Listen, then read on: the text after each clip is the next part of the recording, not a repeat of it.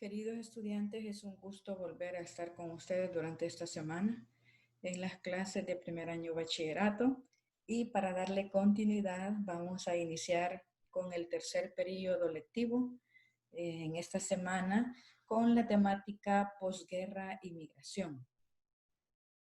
Recordemos en las clases anteriores que El Salvador concluyó con una guerra civil de 12 años y que a través de un consenso entre ambos bandos, el consenso político llegó a conciliarse.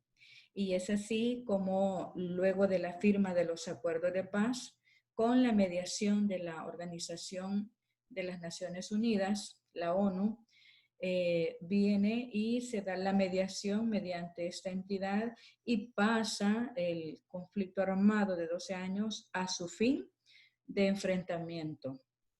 Y con esta nacen nuevos cambios de posguerra, y de eso es lo que vamos a tratar de hablar este día. Los cambios que se dan son tres. El primer cambio, de los que vamos a hablar en la siguiente clase, son tres cambios. El cambio número 1 es cambios en la institucionalidad democrática. El número 2, la violencia social como resultado de posguerra. Y la número 3, el incremento de la migración poblacional como víctimas de los países que no cumplen su responsabilidad. Y es así como vamos a iniciar el número 1.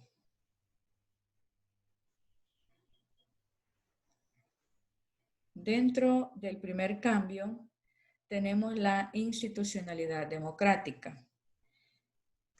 Dentro de ella nacen como nuevas instituciones el Tribunal Supremo Electoral, en sus siglas TSE.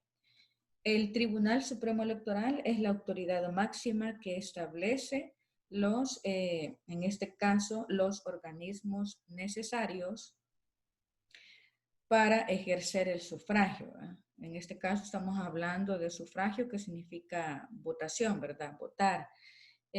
También el TSE, dentro de esta parte, se ejerce el sufragio dentro del Tribunal Supremo Electoral para todos los ciudadanos ya aptos a nivel de país. El sufragio se ejerce como un derecho político que está estipulado en la Constitución de la República. En el capítulo número 3, a partir de los artículos 72, ahí es donde se reconoce el derecho al sufragio. Este Tribunal Supremo Electoral está conformado por 5 magistrados en un periodo de 5 años y son elegidos por la Asamblea Legislativa, donde 3 de ellos son propuestos por los partidos políticos que hayan obtenido mayor número de votos en las últimas elecciones.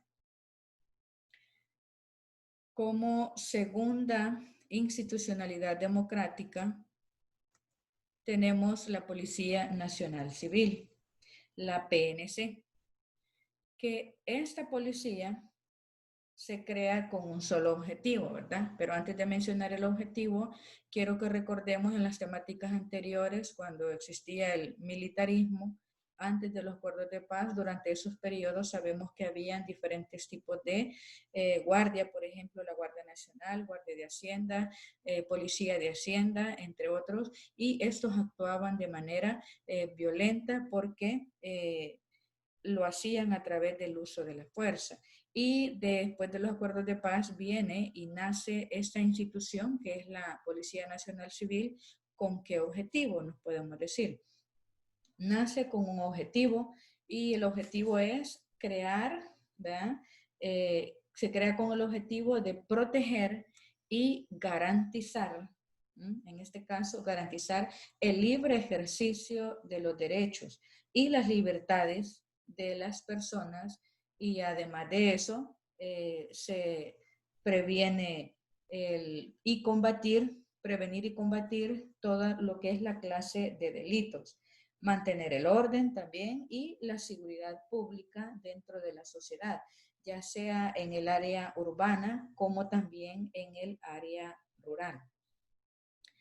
La PNC es una institución profesional y está ajena a toda actividad política partidista. Según su orden jerárquico, la PNC, la suprema, su jerarquía, la conducción de la jerarquía está bajo la conducción actual en este momento del presidente de la República, que el presidente actual es Nayib Bukele. Él es el comandante militar, ¿verdad?, de El Salvador.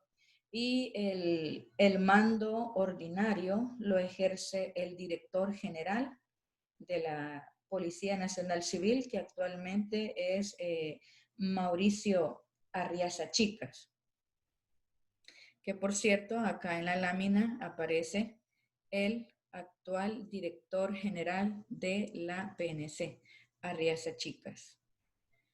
Como siguiente institución tenemos la Academia Nacional de Seguridad Pública, ANSP.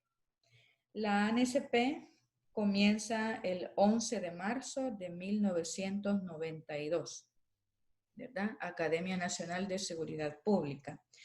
Esta es una institución donde se forman profesionalmente al personal policial para que presten un servicio efectivo de seguridad pública a la comunidad, respetando tanto la dignidad de los derechos humanos y de igual manera respetando también el hecho de que hoy en la actualidad, si usted, hombre o mujer, quiere pertenecer a esta institución de servicio, usted lo puede hacer de manera voluntaria, ¿verdad?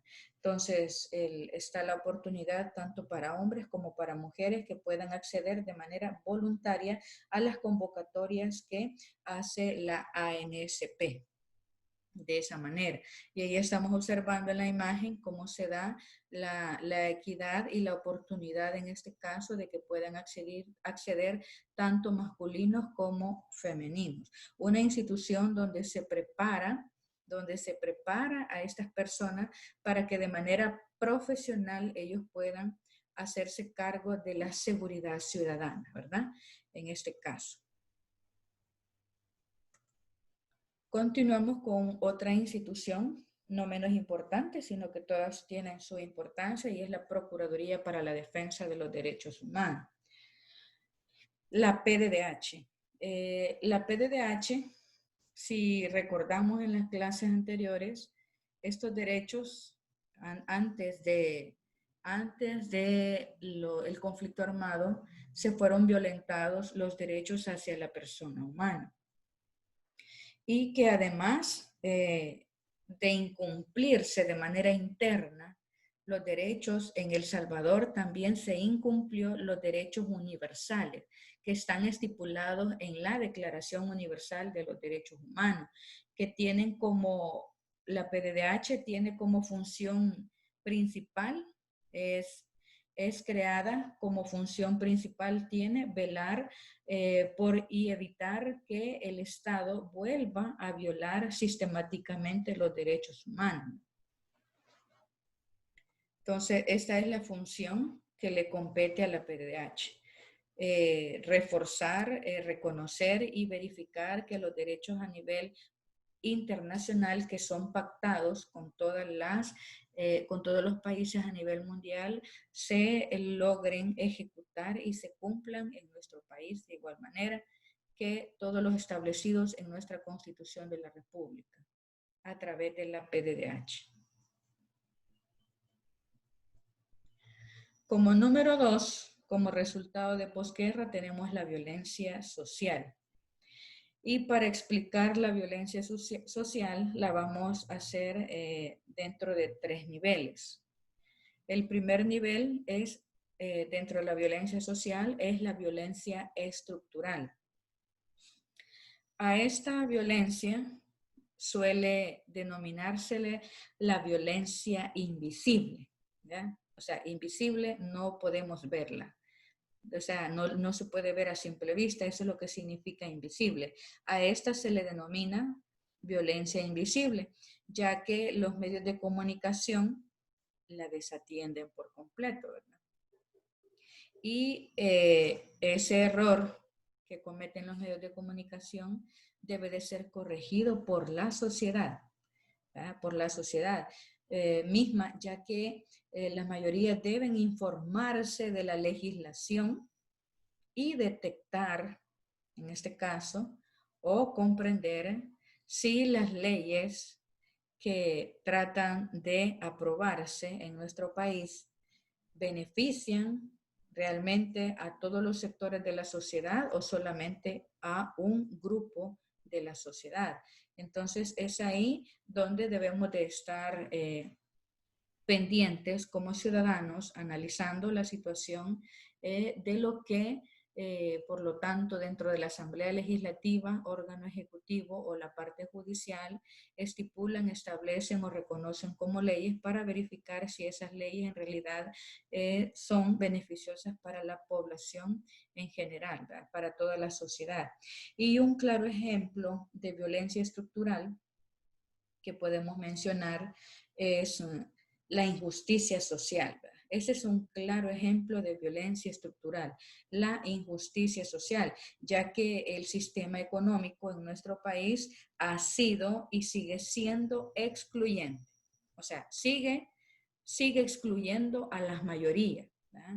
Dentro de ese sistema no estamos excluidos las mayorías, solamente están excluidos una pequeña minoría. Entonces, a eso no le podemos llamar justicia social. Y esto viene y genera el hecho de que todas las mayorías estemos excluidas en estos proyectos económicos, viene y genera lo que es el hambre, la violencia, el desempleo en nuestro país, entre otras consecuencias del por qué nosotros no estamos incluidos en este proceso. Entonces, a este tipo de violencia, no lo olvidemos, es a la que se le domina la violencia estructural. Y recordemos también que esta es la ejecutora de todas las demás violencias que existen. La principal, de donde se ramifican las demás, es este tipo de violencia, las estructuras de nuestro país.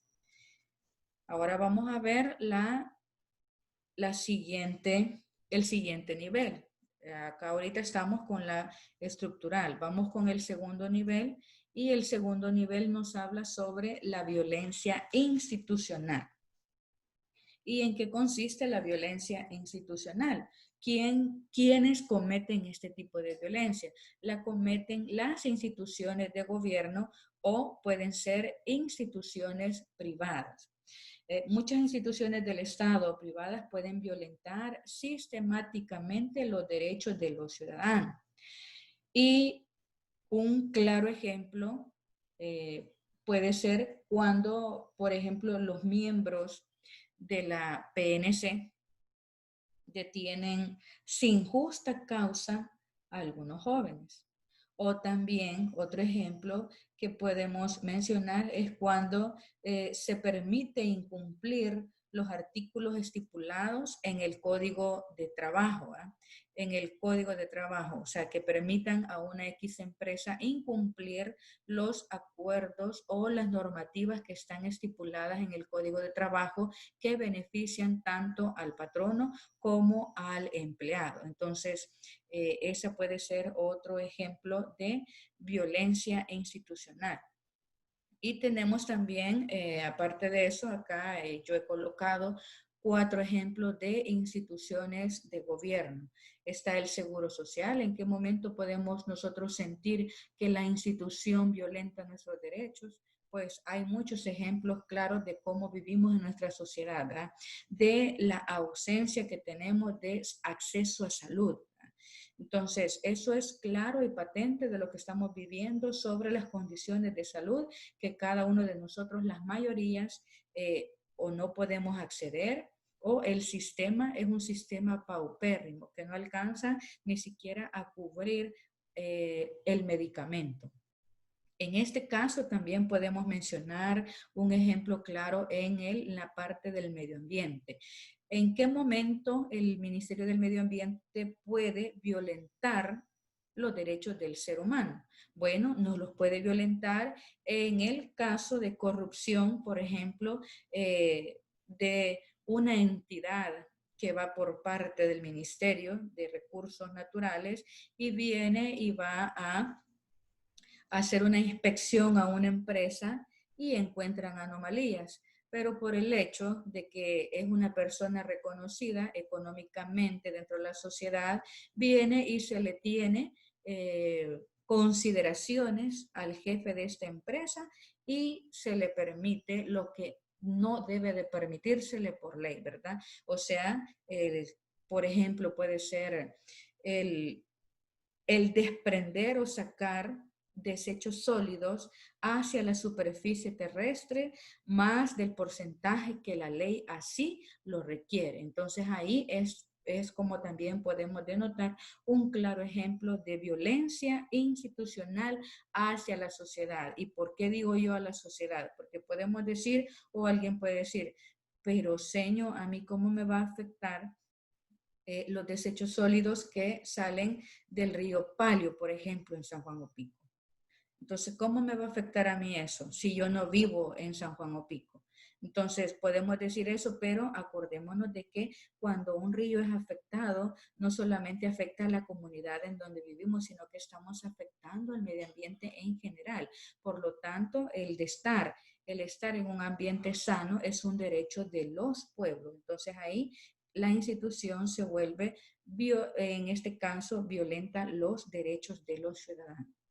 Y por ahí también tenemos la ley de protección al consumidor, ¿verdad?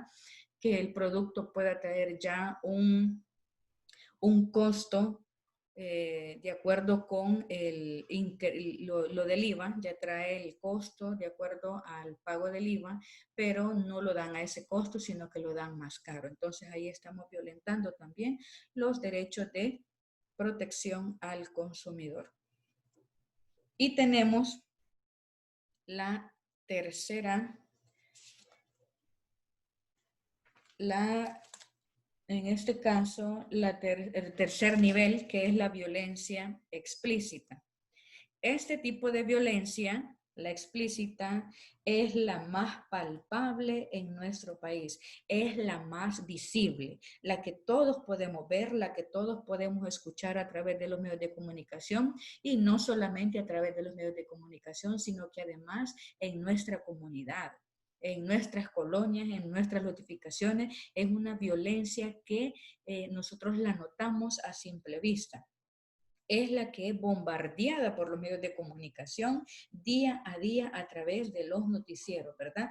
Esta es ejercida, ese tipo de violencia es ejercido a través del uso de la fuerza, entre los que podemos mencionar, por ejemplo, ahí tenemos la imagen de violencia intrafamiliar, ¿verdad? Dentro de un hogar, donde padre y madre discuten y hay un claro de violencia intrafamiliar ahí. También podemos mencionar otro ejemplo, asaltos en un autobús, ¿verdad? ¿A quiénes afecta este tipo de violencia? Nos afecta a las mayorías, ya que las mayorías son las que usan este tipo o usamos el transporte colectivo, ¿verdad? Otro claro ejemplo de violencia explícita puede ser por ejemplo, la inseguridad social o en este caso la violencia, ¿verdad? En este caso la violencia que es ejecutada acá entre diferentes personas. Y también tenemos otro claro ejemplo que son los homicidios debido a la inseguridad social, ¿verdad? Que también son muy patentes a través de los noticieros a diario. Este es el tipo de violencia que más palpable y más visible es. Entonces, yo le pregunto, ya después de haber explicado los tres tipos de violencia social, primer nivel estructural, segundo nivel institucional y tercer nivel violencia explícita. ¿Cuál es la violencia invisible? Que no se le olvide, es la violencia estructural. ¿Y cuál es la violencia más palpable, la que más observamos a través de los medios de comunicación o en nuestra sociedad? Es este tipo. este tipo de violencia explícita. Continuando, sabemos que la violencia genera consecuencias, ¿verdad? Entonces vamos a ver acá cuáles son las consecuencias de la violencia y las vamos a ver dentro del ámbito de la familia. Cómo la familia es un ente en donde se puede sentir las consecuencias de la misma. Sabemos que dentro de la familia, las madres pasan en muchas ocasiones a ser jefes de hogar. ¿Pero por qué? ¿Por qué las madres pasan a veces a ser jefas de hogar? Bueno, no olvidemos que la violencia genera, estábamos hablando en la explícita, genera homicidios, ¿verdad? Y hay un alto rango de homicidios en nuestro país que mayormente se da dentro de, el género masculino. Vienen y estas familias, las mamás pasan a ser jefas de hogar, se ocupan de criar a sus hijos y de proveer el sustento económico a consecuencia de la ausencia del padre de familia o a causa de la violencia familiar. Otra consecuencia también la podemos palpar en el área económica. Dentro del área económica también podemos mencionar que las familias viven a falta de lo necesario. O sea, todo lo que nosotros necesitamos tener en nuestra casa para cubrir nuestras necesidades básicas. O sea, dentro de la parte económica, las familias en su mayoría viven a falta de lo necesario para cubrir su vida de manera digna. Entonces, nos podemos preguntar, ¿solo el dinero nada más es importante para tener una vida digna? No, no solamente el dinero.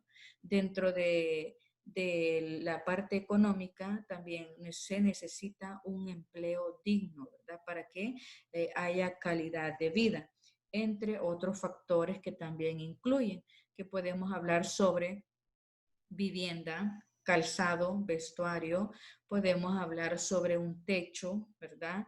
Podemos hablar sobre recreación, que la economía también debe de brindarnos esa parte de lo que es la recreación, ya que es parte de la calidad de vida. No tomemos como forma errónea decir que una familia vive dignamente cuando no le falta el dinero, pero dentro de ella hay otro tipo de ausencia, entonces a eso no le podemos llamar calidad de vida. También dentro de la parte económica, la pobreza es la mayor violencia que se genera dentro de las consecuencias, ¿verdad?, económicas. Dentro de las consecuencias económicas, no olviden, es la pobreza. Es la pobreza la mayor violencia que se genera en todo tiempo. Y genera repercusiones en la sociedad, ¿verdad? También, por otra parte, hablamos sobre la falta de trabajo digno que mencionaba hace un momento. Entonces, la falta de un empleo digno significa limitarnos económicamente para poder solventar las necesidades. Entonces, ya llevamos acá dos partes dentro de las consecuencias de la violencia, la familia y la parte económica. Y no olvidemos que también dentro de la familia, acá dentro de la familia está presente dentro de nuevas formas, debido a que a veces dentro de la sociedad hay números altos de divorcios en la actualidad, ¿verdad? Y dentro de la familia viene con el divorcio consigo mismo, es lo mismo decir la separación, ¿verdad? Donde padre y madre se separan y hay una nueva forma de roles dentro de la familia. Por ejemplo, mamá si se queda con los hijos o papá se puede también quedar con los hijos, ya sea madre o padre, y a este viene y se suma una pareja nueva, ¿verdad?, en el grupo familiar, y es aquí donde generan discusiones y desacuerdos en el ámbito familiar. Así es que las consecuencias son palpables dentro de estas dos áreas. Y tenemos otra área donde es palpable las consecuencias de la violencia y es la juventud. ¿Cómo la juventud siente estas consecuencias de la violencia? Podemos hablar que dentro de la violencia, por ejemplo, en los centros educativos, ¿cómo se genera la violencia en centros educativos? Como por ejemplo el bullying. ¿Mm? El bullying, eso puede generar violencia dentro de las instituciones educativas y también dentro de los centros escolares puede generar como consecuencia de la violencia lo que es el acoso también sexual. Aparte de ello, la delincuencia viene ligada a la falta de oportunidades en los jóvenes. Hay muchos jóvenes que se ven drásticamente afectados en no conseguir una fuente de empleo, en no tener esa oportunidad para prepararse profesionalmente, o si la tienen y se gradúan profesionalmente de una universidad, pero es bien difícil en la actualidad poder acceder a un trabajo. Entonces es ahí donde nosotros ligamos la falta de oportunidades de los jóvenes a la delincuencia. Como número 3, como resultado de posguerra, tenemos también la migración. Dentro de la migración hay dos tipos. Está la migración interna y también está la migración externa. Dentro de la interna podemos hablar que a manera de lo interno se da lo que es del campo, la interna se da del campo y los pueblos o ciudades pequeñas hacia centros urbanos. Entonces es así como se da el movimiento migratorio interno del campo, pueblo o ciudad o ciudades pequeñas hacia centros urbanos y hay un estimado según investigaciones, que el 58% de la población vive en área urbana, ¿verdad? Lo cual no es muy beneficioso, ya que eso genera otro tipo de consecuencias que más adelante las vamos a explicar. Entonces, el 58% de la población vive en el área urbana, más de la mitad de la población está viviendo en zona urbana. ¿Y por qué? Bueno, lo hace en busca de oportunidades laborales, ¿verdad? O sea, buscando la mejora para su familia o de manera individual. Tenemos también, aparte de la interna, la migración externa. Dentro de la migración externa consiste en la salida de personas hacia otro país, o sea, hacia fuera del país, que en este caso, particularmente los salvadoreños migran hacia Estados Unidos, ¿verdad? Y en un bajo número también hacia Canadá. Las personas y familias, ¿por qué se van del país? ¿Verdad? Nos podemos preguntar eso. ¿A qué factores se debe? Hay muchas familias que se han ido huyendo de la delincuencia y muchos van huyendo de la incapacidad de los gobiernos en ofrecer oportunidades a las familias salvadoreñas. Continuando, dentro de la migración sabemos que hay causas. Ahora vamos a explicar algunas de ellas. ¿Cuáles son las causas de migración? Tenemos como primera ahí la crisis financiera y desempleo como causa de migración. ¿Por qué hablamos de crisis financiera? Cuando hablamos de crisis financiera, hablamos de manera general en que las personas buscan en países lo que ofrecen mayormente ingresos, ¿verdad? Que mejores empleos y un estándar de vida alto.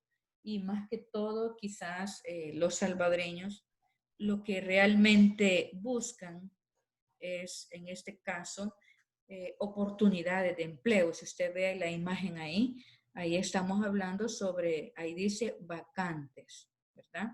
Estamos hablando de desempleo. Muchos Muchos en edad de trabajar buscan empleo y lastimosamente quizá la mayoría no logra encontrarlo. Entonces, esta es una causa del por qué varias familias deciden migrar hacia otro país, por un mejor empleo y por condiciones de pobreza que hay en nuestro país, la pobreza que nos limita a poder acceder a las necesidades que como seres humanos y en familia tenemos. Dentro de la otra causa tenemos la violencia. Es otra de las causas del por qué los salvadoreños salen del país y se van hacia el exterior, ¿verdad? La violencia es una de las problemáticas más patentes que se ha estado viviendo en estos últimos años, ¿verdad? Entonces, las personas no abandonan su país de origen dejando atrás familiares y amistades solo por causas económicas, no, no es solamente eso, solo porque hay desempleo o porque no hay dinero, sino que también porque hay problemas de delincuencia, ¿verdad? El clima de inseguridad que se vive en nuestro país, de violencia, demuestra a la vez el colapso que hay de la democracia, ¿verdad? Estas son razones que son de peso para migrar por decisión propia o de manera forzada, ¿verdad? Que no queda en qué pensar si irme o no, sino que hay que irse porque se debe de salir del país por problemas de violencia. Continuamos con las consecuencias. Ya hablamos de manera general sobre algunas causas de la migración, ahora verifiquemos las consecuencias de la migración. Y en este caso tenemos consecuencias internas, ¿verdad? Vamos a hablar de consecuencias de la migración interna y externa. Dentro de las consecuencias internas, ahí la imagen nos demuestra un deterioro forestal. Esta es una de las consecuencias de la migración interna. ¿Por qué? Porque el deterioro forestal es una consecuencia de la migración. El deterioro forestal debido a que la acelerada urbanización en las zonas urbanas, entonces aquí hay acelerada urbanización. O sea, acabamos de hablar sobre que la familia puede emigrar de manera interna, la migración se da de manera interna, entonces acá muestra una imagen de esta consecuencia.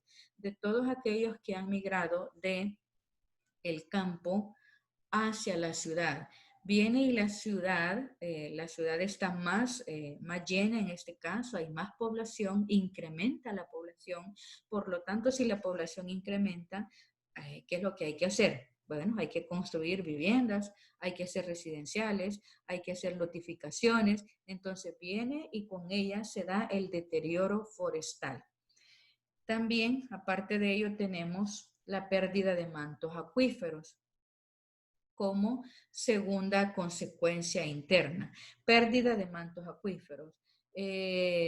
Con la pérdida de mantos acuíferos, por lo general, las áreas deforestadas forman parte del ciclo de alimento de los mantos acuíferos, ¿verdad? Entonces, estas áreas son las que constituyen un ecosistema frágil que depende de condiciones adecuadas de uso de la tierra, ¿verdad?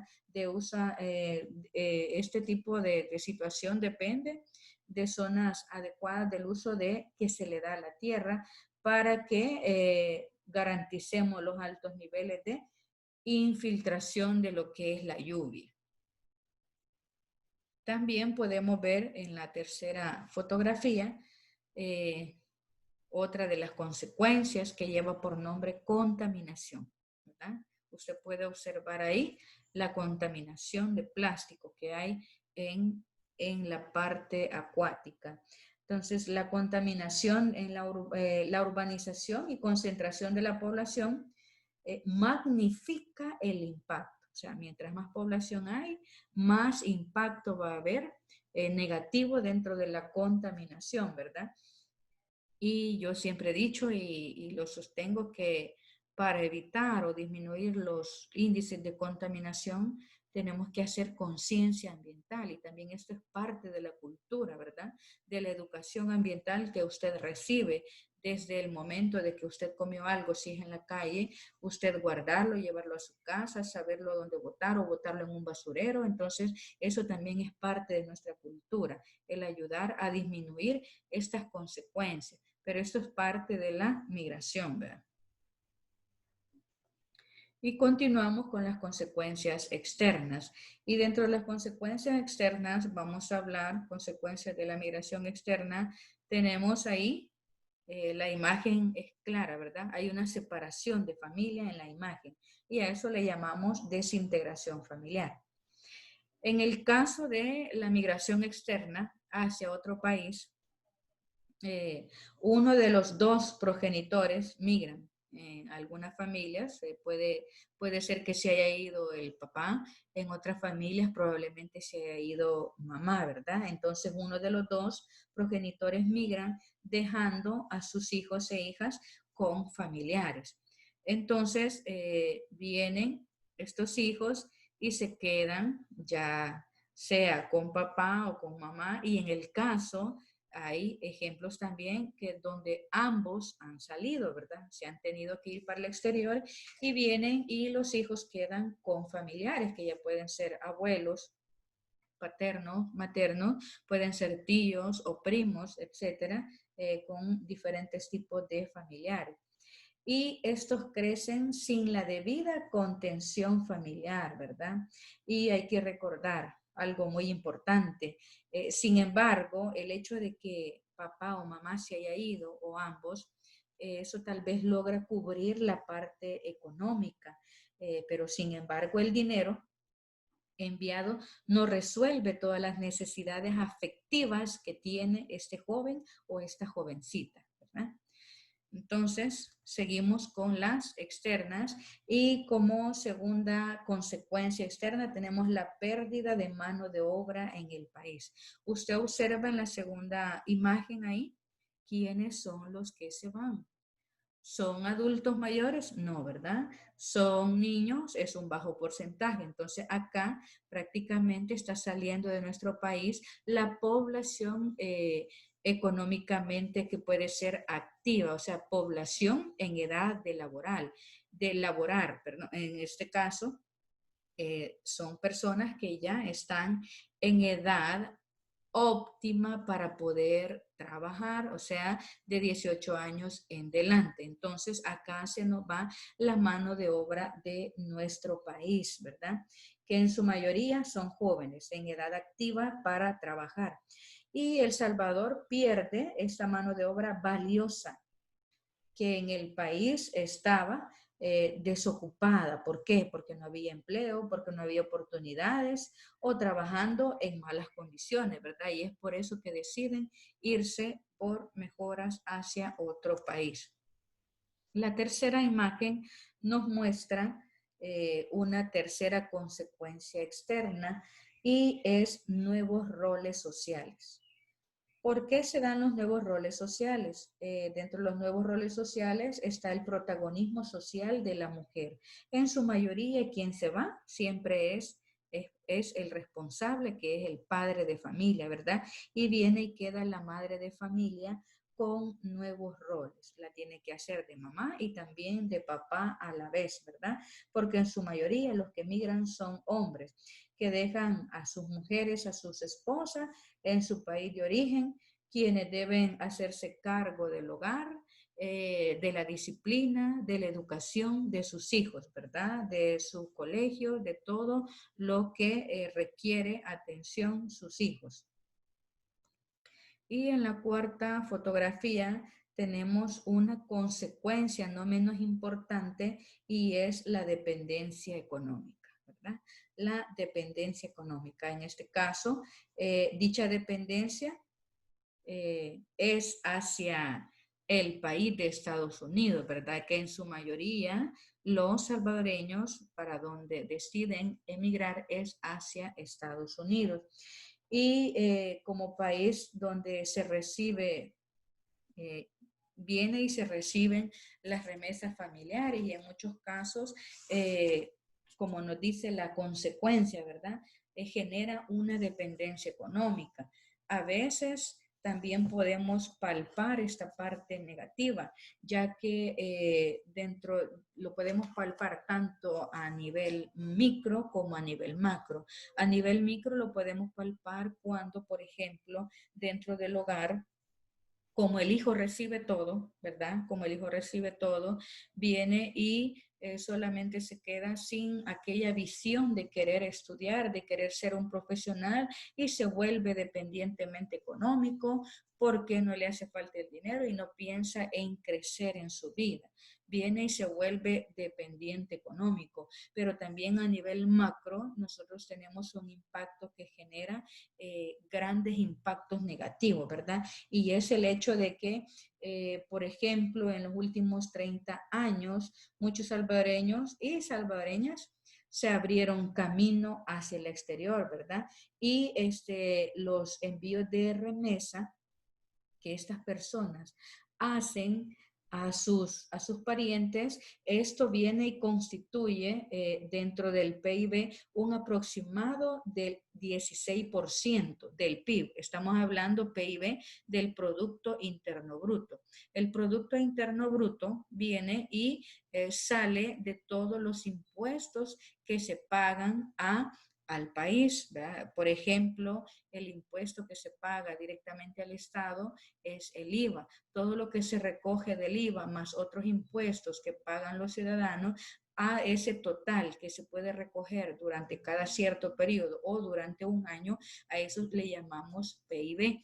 Entonces, dentro del PIB, el 16% de ese PIB corresponde a las remesas familiares. Ahora pregúntese usted, si los familiares salvadoreños dejaran de enviar remesas, ¿qué sucedería? Ya desaparece ese 16% y viene y la economía cae en nuestro país porque ese envío ya no viene. Entonces, esa es una parte donde se puede notar el impacto negativo, ya que el país se vuelve dependiente en un porcentaje.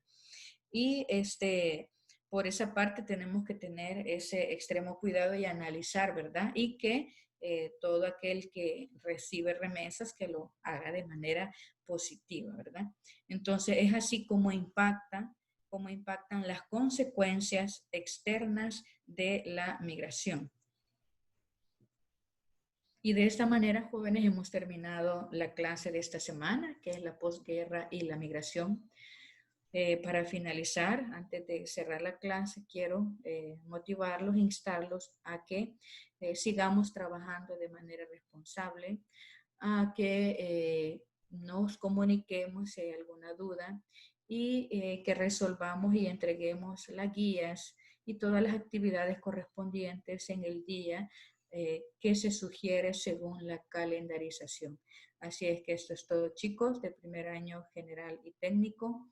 Esta ha sido la clase para esta semana y los esperamos para la siguiente semana, que sería ya el contenido después de la posguerra e inmigración. Esto ha sido todo. Feliz día.